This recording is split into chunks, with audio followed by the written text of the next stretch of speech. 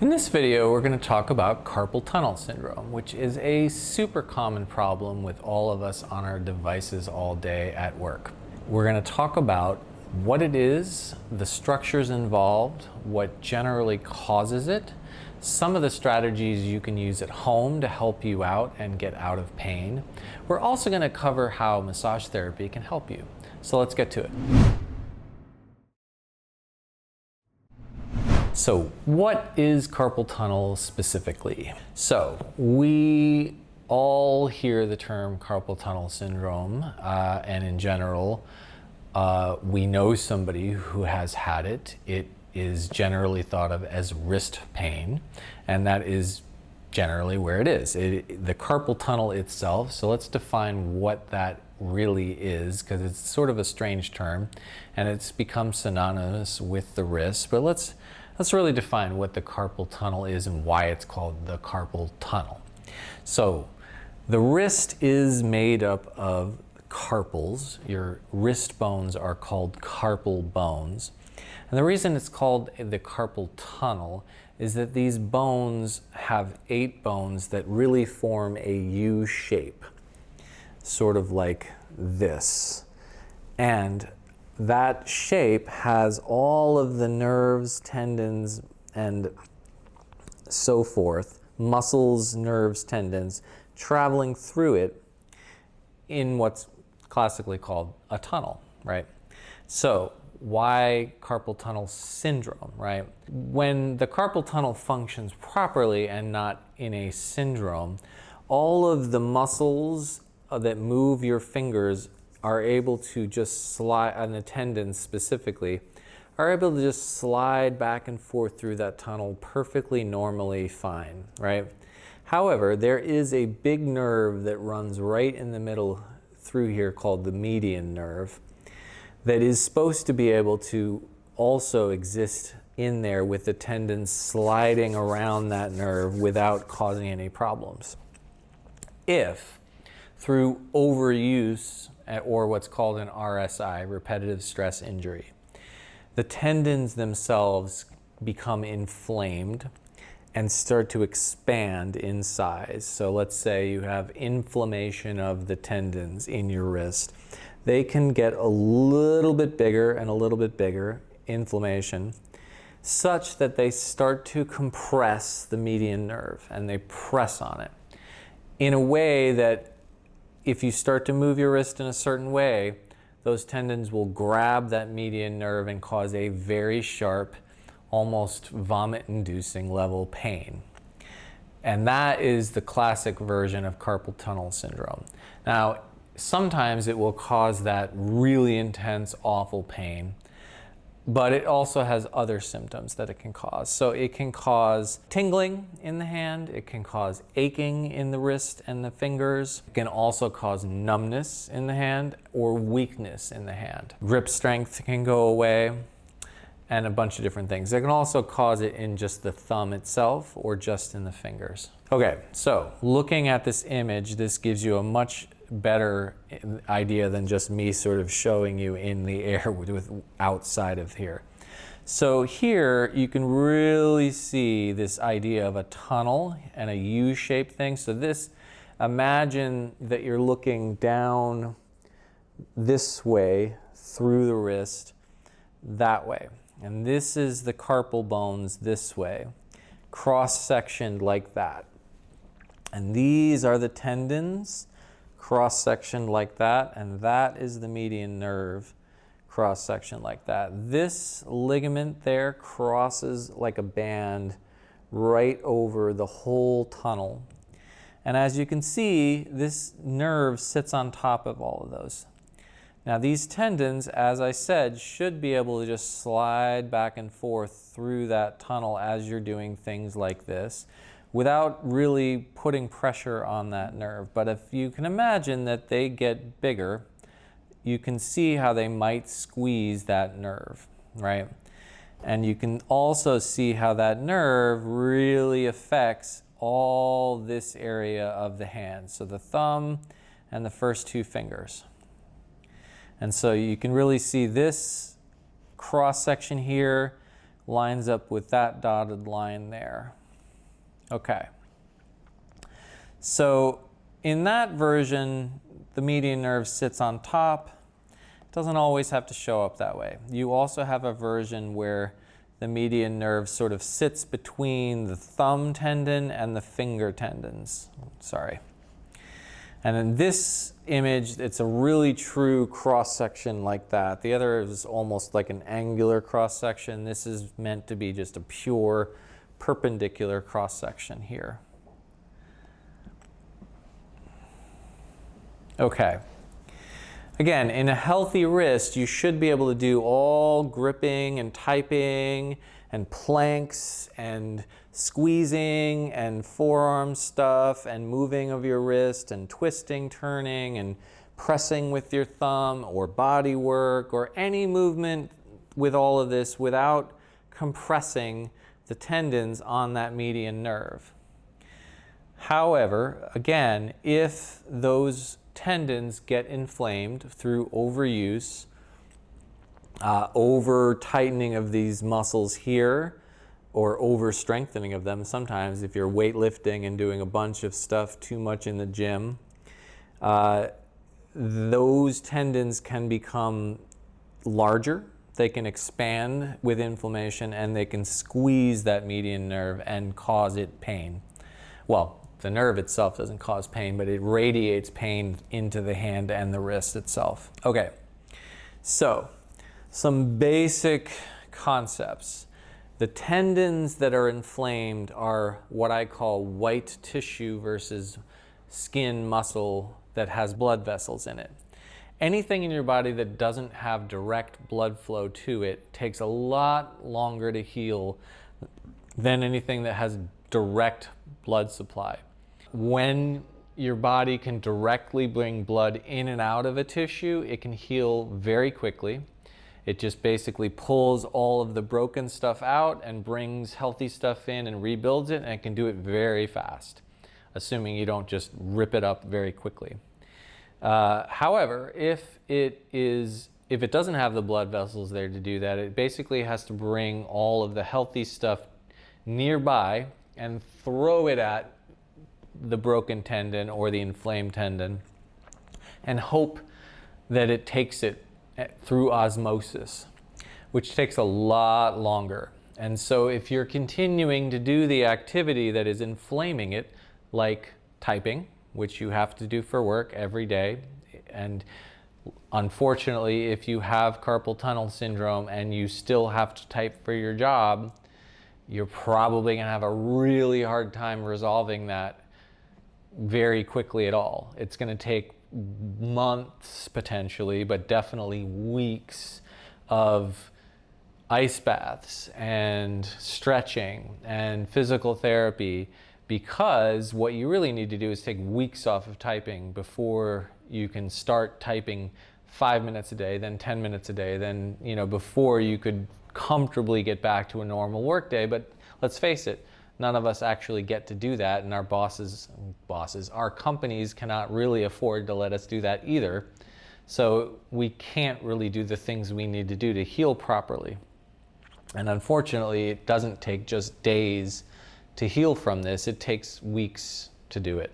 What really needs to happen is a full avoidance of the inflammatory activity to give it time to heal, and then slowly reintroducing that activity over days to weeks until we can do it properly, and then finally weeks later do it under normal circumstances. But again, we don't really get to do that, especially if the thing that's making the problem is typing. If it's gym or push-ups or tennis, then maybe we get to make that choice. But if it's typing for work, that's a really hard choice to make. So you can see why this is a really sticky problem that's very difficult to solve. There are ways to do it, but it's going to take a lot of extra after work time, including probably a lot of ice for one, to really get it to go away.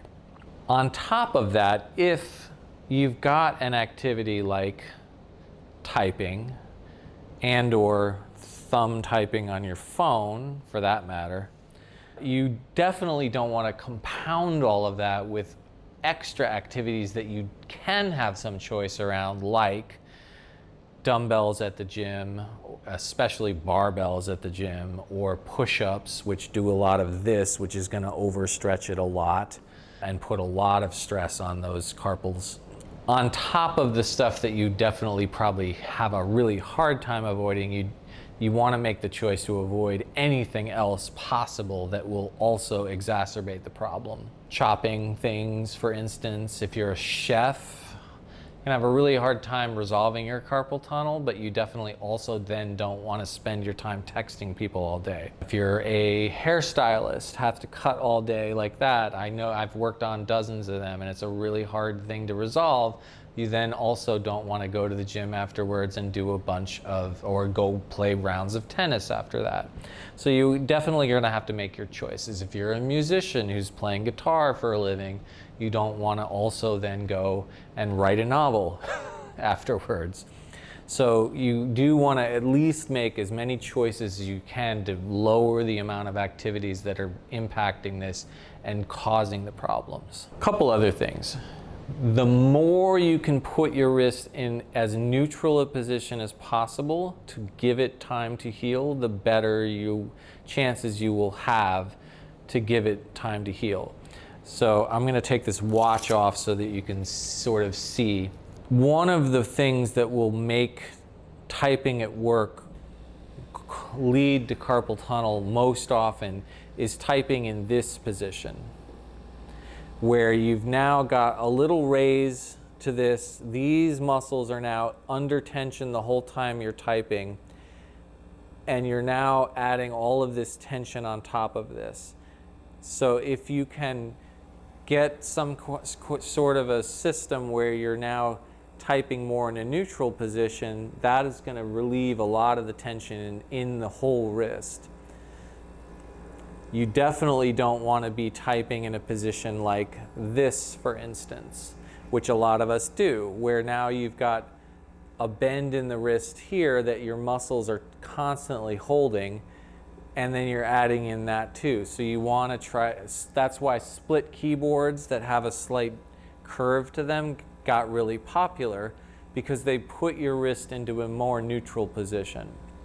The more that you can put the wrist into a relaxed, neutral place so that all you have to do is use your fingers, the better it is for your wrist and your tendons, because that creates space in the wrist and the carpal tunnel and allows a lot more space and a lot more space for that median nerve.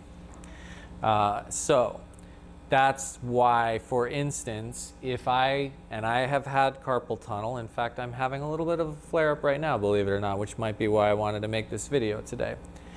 If I'm having a flare-up, I will not do plank activities because that puts a ton of stress on this. But I don't want to avoid exercise, so what do? I switch to doing this for any kind of an activity where I'm supposed to hold a plank. I'm a massage therapist. I'm supposed to be doing strokes on clients all day long, right? Well, I do them like this when when I have this issue, or I'll do this hand. But I can easily do this in a neutral wrist position and be fine, right? So for the massage therapists out there who might have bouts of carpal tunnel, because that is absolutely a thing that massage therapists run into in their careers, and usually, I mean, I've been doing this 18 years and I've had a flare-up of carpal tunnel at least 3 times in my career. One of my best friends from massage school, Carden Rabin, hey Carden, went into massage school with carpal tunnel from working as a server in a restaurant, holding trays like this all day, and this causes carpal tunnel for sure, holding in this position, walking around.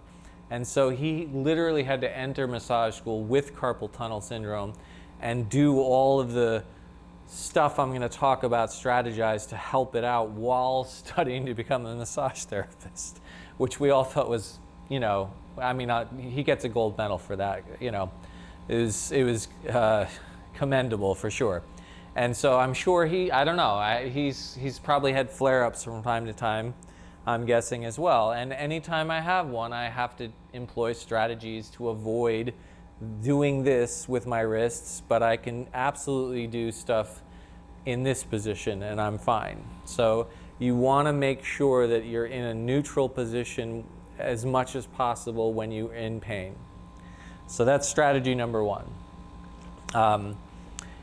And potentially even wear a wrist brace to keep it that way. And they sell ones on Amazon or anywhere for very, very little.